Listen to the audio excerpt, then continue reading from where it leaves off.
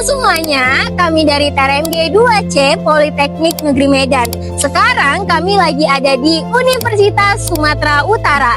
Tujuan kami yaitu adalah untuk mewawancarai orang-orang yang ada di USU untuk menyelesaikan tugas bahasa Indonesia. Sekian, saksikan terus video kami sampai akhir.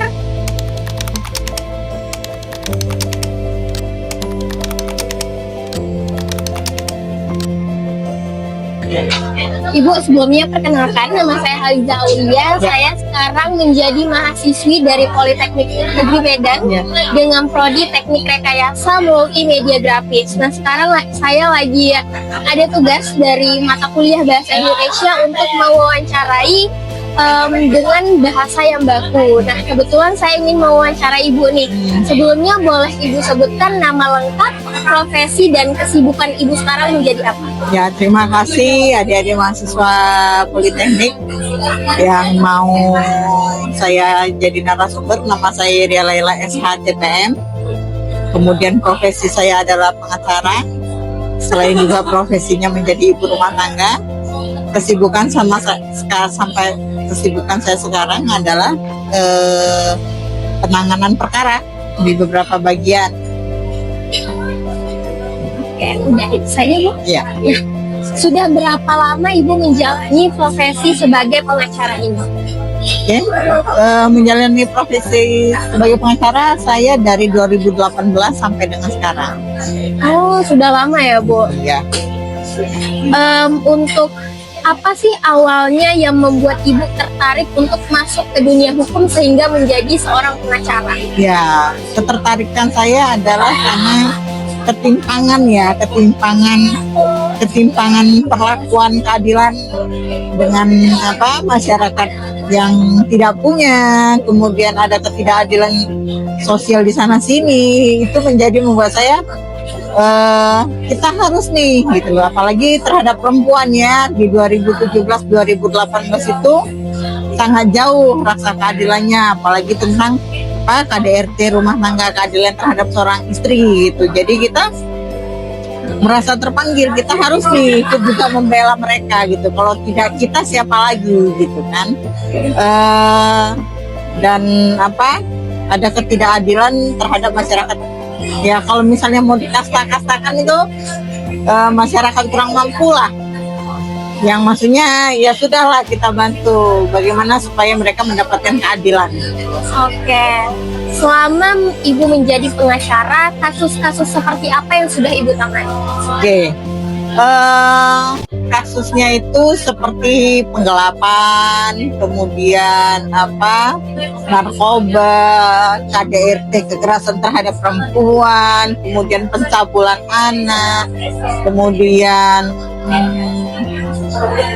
dan banyak kasus lain lah, seperti kasus-kasus tanah juga kita tangani supaya yang banyak kan sekarang kan mafia itu juga kita tangani gitu. Oke, dari banyaknya pengalaman Ibu menjadi seorang pengacara, apalagi sudah menangani kasus-kasus yang banyak sekali, apa pesan Ibu buat generasi muda yang sekarang ingin sekali menjadi atau ingin sekali mempunyai profesi sebagai seorang pengacara? Ya, kalau saya sih selalu berpesan harus konsisten dan komitmen. Jadi punya harapan lah kalian generasi muda untuk bisa maju ke depannya, itu bisa lebih baik, karena ke depan itu tidak baik-baik saja. Walaupun kalian lelah hari ini, tapi yakinlah ke depan itu pasti ada gunanya gitu. Oke, itu saja Bu wawancara dari saya. Untuk kurang lebihnya mohon maaf. Ya, sama-sama. Terima kasih, sukses ya. Saya sekarang sudah berada di USU dengan mahasiswi USU juga di sini. Kakak boleh tahu siapa namanya? Nama saya Indah Sukmawijaya. Kakak dari jurusan apa kalau boleh tahu? Saya dari jurusan Antropologi Sosial FISIP. Kira-kira mata kuliah yang paling susah itu apa ya, Kak? Mata kuliah yang paling susah itu metode penelitian 1, karena itu kita tentang meneliti bagaimana manusia berkembang di kebudayaan. Terus tantangan terbesar mahasiswi di jurusan ini apa ya, Kak?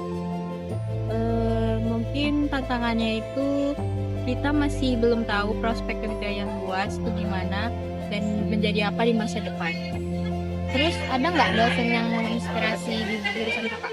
Ada, namanya Pak Yanta Jamku. Itu beliau sangat menginspirasi kami karena beliau tembus dengan bekerja sama dengan WHO. Terus kakak pernah nggak mengalami yang namanya culture shock di sini?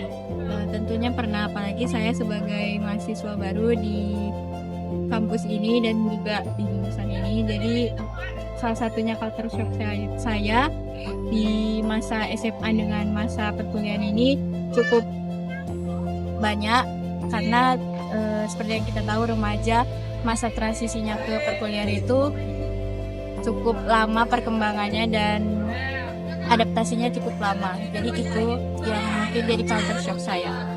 Terus ada nggak pesannya yang mau disampaikan ke adik-adik yang mungkin pesan saya nanti lebih ke banyak relasi, nyari teman, juga ikut organisasi yang mungkin masih di semester muda, karena mungkin nanti di semester yang udah di penghujung semester itu mungkin lebih banyak tugas, jadi bakal terpecah-pecah fokus.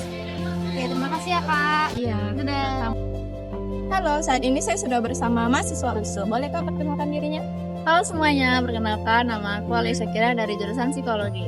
Apa alasan kakak milih jurusan psikologi? Salah satunya karena cita-cita aku juga sih Kak, yang ingin menjadi psikolog, dan juga keinginan orang tua juga. Menurut kakak,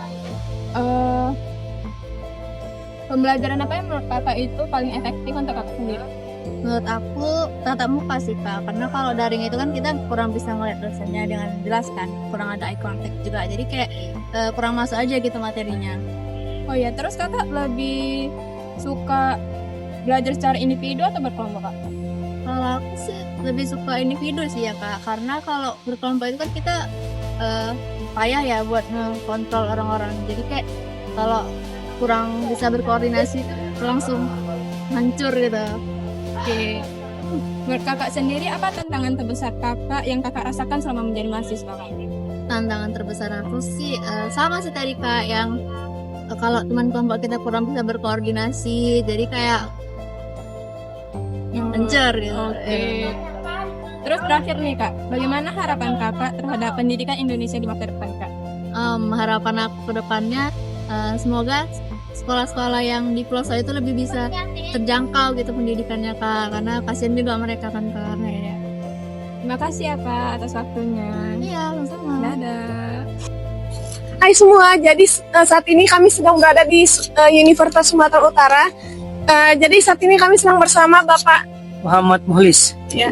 Oke, Pak, perkenalkan nama saya Evelyn Natania Stefani dan rekan saya. Saya Muhammad Farino Vantra. Izin bertanya, izin mewawancara Bapak terkait pekerjaan Bapak ya Pak. Oke, jadi pertanyaan pertama, sudah berapa lama Pak bekerja di sini sebagai satpam Pak? Saya masih baru sih, baru 4 bulan. Oh iya. Apa yang membuat Bapak tertarik menjadi satpam? Apa ya Bang? Karena sekarang kan nyari kerjaan sekarang kan udah susah. Dimana-mana kan kalau mau masuk kerjaan kan Bapak butuh biaya. Apalagi baru keluarga kan, butuh biaya untuk anak. Itu aja sih Bang. Kebutuhan hidup ya Pak? Iya, kebutuhan hidup lah dibilang. Tantangan apa yang paling sering Bapak hadapi waktu bertugas Pak? Oh, tantangan di sini jaga pintu 3 ini banyak lawan arah lah ini. Kalau orang kakak nih, orang Polmed. Nah, itu yang banyak tantangannya. Jadi kadang diadang gitu ya Pak, suruh balik gitu. Iyalah, bagaimana kan namanya tugas kan. Itulah tantangannya. Jam kerja Bapak biasanya bagaimana Pak? 12 jam kerja. 12 jam kerja Pak? Dari pagi sampai sore ya? Ya, malam, jam 8 kerja jam 8. Itu ada istirahatnya Pak? Kita nggak ada istirahatnya. Istirahatnya paling nanti kalau misalnya, ini kan bulan puasa, kalau nggak puasa ya cuma istirahat makan siang aja lah. Itu aja istirahat.